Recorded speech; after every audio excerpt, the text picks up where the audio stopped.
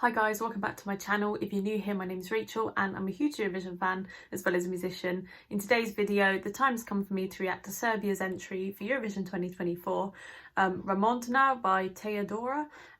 So this will be my first listen. Stay tuned to the end. I'll score the song out of 10, give a bit of musical analysis and commentary as per usual. So last year with Serbia, we had Luke Black. I really enjoyed his song, but I feel like the performance on the TV sort of fell a bit flat only until the last 30 seconds where the song picked up. So unfortunately he didn't do too well, although I thought the studio track was actually really quite excellent. So the bar's high actually this year.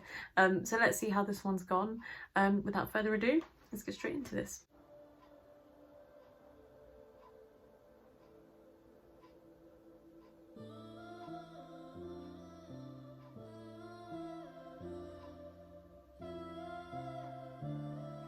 Ooh.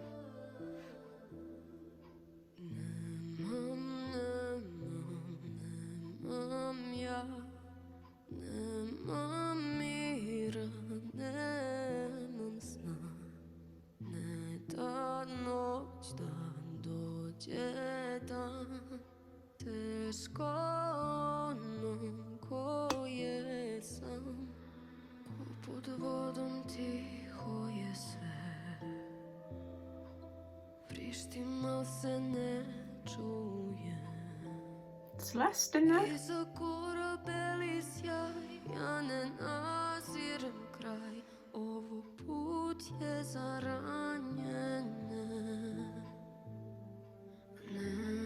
Okay, so far very interesting use of the piano, kind of not providing any kind of chordal background to the song, but more just sort of single notes, almost like a little bass line running through. I thought it was kind of a quirky use, I guess, and little kind of scatters of Celeste melody as well in the background. So we're kind of going for this minimalist backdrop to the song, focusing primarily on the vocals. And I say the vocals so far, the melody they have in there feels almost quite traditional in the way it's been written, like it's sort of quite an old song. So interesting. Let's keep going.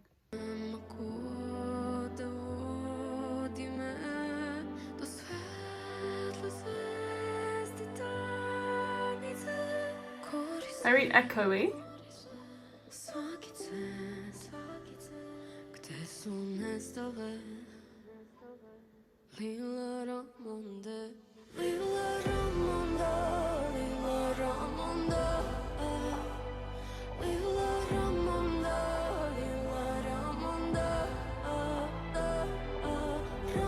This bit feels a bit more modern.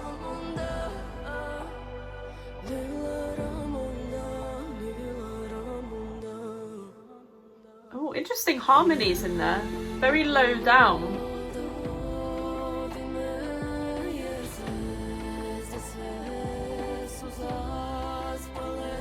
Expressive percussion.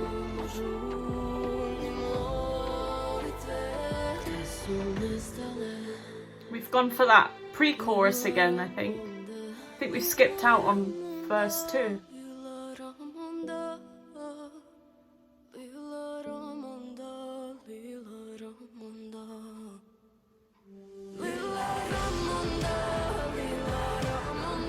Okay, the drum beats. Not what I was expecting. Interesting.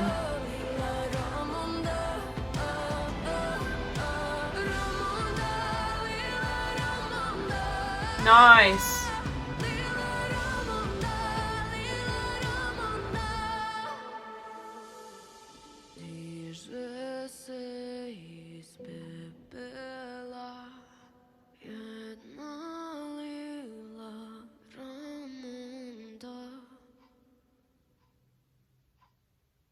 Interesting. Okay. I think this is probably one of the only songs we've had this year so far that has chosen to do something very unique with the structure of the song, because I think they introduced us with a verse, a pre-chorus, and then a chorus. And then after that first chorus was sung, they just immediately went back to their pre-chorus. And then there was a little bit of an instrumental break.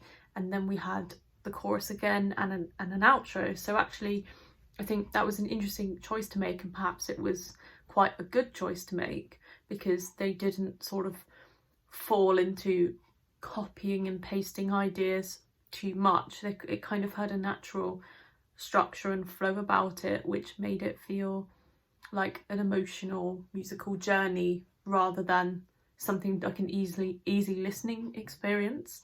So this kind of song, you really have to just focus in on what's going on. It's not kind of being spoon fed to you. I think that's what I really like about it.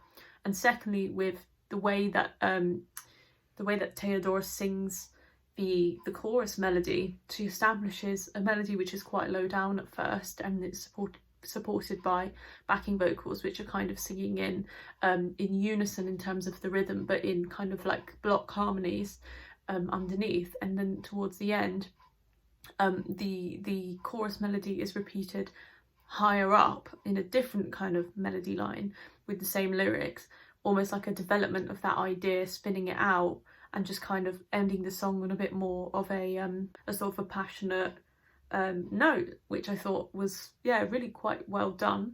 In terms of the production and the instruments used in here, I also thought we had this sort of almost really quite genius mix of electronic drums in there, this sort of echoey atmospheric drums leading on to a sort of typical kind of slow 4 on the floor beat with a bits of snare in there, but that blended in so well with the atmospheric vocals, the strings, the almost kind of clarinet slash oboe instrument, the bass kind of sound. I'm not quite sure what it was, but it reminded me of something like that. It was probably a bit more of a clarinet, maybe a bass clarinet, strings, and then a little bit of piano. So, you know, I thought interesting approach in general to the song. And yeah, like I said, it kind of felt like a poetic piece rather than a song. So really interesting, really kind of heart-wrenching in a way, even though I didn't understand the lyrics or exactly what the song was about. There was a clear journey for me to follow as the listener. Yeah, really, really good stuff. I'd say, like, in general, this isn't the kind of stuff I'd listen to personally. Like, I wouldn't turn it on deliberately, but just from the kind of objectively listening to that, I think there's a really good effort and it has some merits to it, which I think worked. So in terms of a score out of 10, I would say, I'm not sure, I'm a bit tied between a 7.5 and an 8. I'll go for 7.5 now, and maybe after a few more listens we'll see what happens when I rank my top video.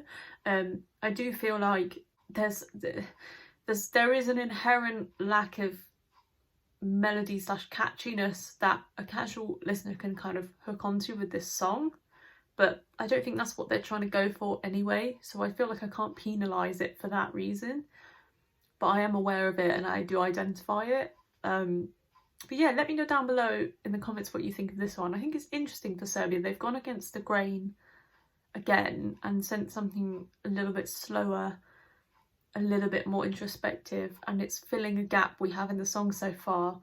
This with Latvia, I think, are filling a sort of void we have in that sort of introspective, slow-paced pop ballad with a twist. So yeah, interesting.